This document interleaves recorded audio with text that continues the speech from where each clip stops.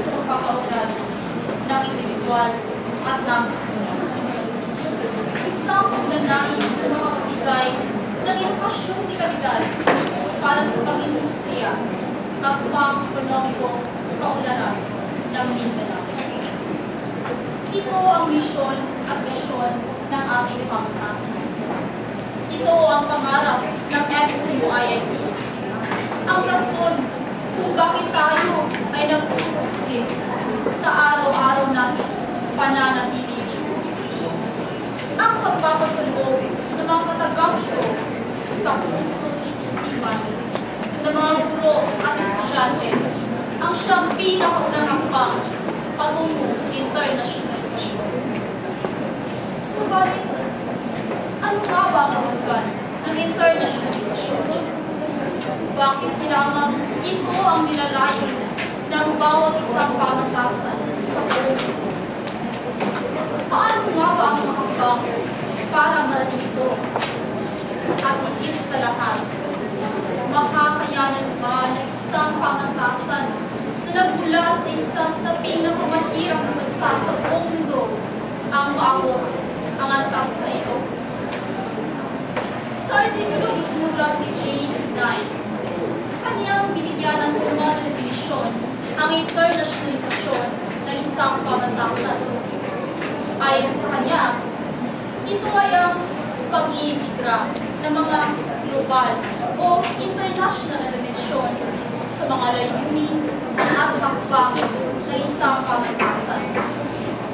Kumbaga, ang IIT ay may tutuloy ng isang international na pamatasan kung tayo ay hindi lamang nakikipagkompetensya sa mga pamatasang tulad ng UP, De La Salle, Ateneo, at iba pang nilalang universidad sa Pilipinas. Bagos, tayo ay mahusay na nakikipagkabisan sa iba pang universidad sa lahat ng sulok ng ating mundo. Hindi lamang makikipagkabisan o makikipagkompetensya ang inihahatid ng internasyonalisasyon. Isinusulong nito ang pagkakaisa at makikipagtulungan sa pagresolba ng mga pangkathatang problema kinakaharap ng ating mundo. Ang pagkakakisalandas patungkol ng internasyonalisasyon ay hindi kailanman naging masaya. Una-una sa lahat, kailangan ng IIT ang suportang pinansyal at moral mula sa pamahalaan ng Pilipinas. Sa makapit, hindi natin kakayanin kung tayo lamang ang gagawa ng mga hakbang. Pangalawa, ang paggamit ng Ingles bilang medium ng pagtuturo na siya rin bigwaking pinakamalawak na ginagamit sa pakikipagkomunikasyon. Pangatlo, ay ang partisipasyon ng IIT sa mga international na aktibidades patungkol sa edukasyon. Katulad ng mga student exchange programs, mga student internship programs sa ibang mga bansa, at maraming pang.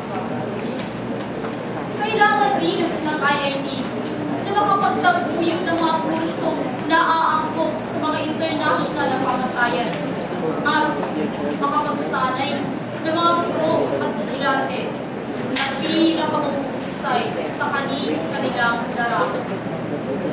Ang mga ito ay ilan lamang sa mga hakbang lang at hahakbangin pa ng IIT kung internasyonalisasyon ang siyang tunay nito nilalayo. At ang pinakahuli at pinakamahalagang katanungan iniuukol ko sa lahat. Makakayanan ba ng IIT na makipagsabayan sa mga universidad katulad ng Harvard University, Massachusetts Institute of Technology, at Cambridge University? Ang mga pamatasang aking nasabi ay siyang mga itinuturing na nanguna sa larangan ng edukasyon. Malaking epekto ng pagiging superior ng mga ito ay bansang pinagbibilangan mo. Sa sitwasyon ng IIT, ang Pilipinas, katulad ng aking lang naunang repariya, ay isa sa mga bansang pinakahihirap sa buong mundo. Ang IIT man, ang pinakamahusay sa buong Mindanao, ay hindi natin may kakila na tayo ay nalilimitahan ng ating geographical na division. Hindi naman sa paglalakad, ngunit ang katinugan sa Pilipinas ay nangangahulugan ng karakasan, ng kahirapan, at ng kalamak na pagmamalikura ng batas. Makapanluluhang isipin na sa kabila ng ipinangangalandakang pagsulong na ekonomiya ng Pilipinas, ay hindi pa rin natin masyadong napagtutunan ng pansin ang inokasyon sa bansa. Subalit, tayo ay magkakaroon lamang ng determinasyon at pagkakaisa. Ang pag-iisang international ng IIT ay hindi imposible. Ako mismo, sa aking sarili, ay nangangakong hindi titigil hanggang dumating ang panahon kung masasabi naman natin kaya ng IIT. Maraming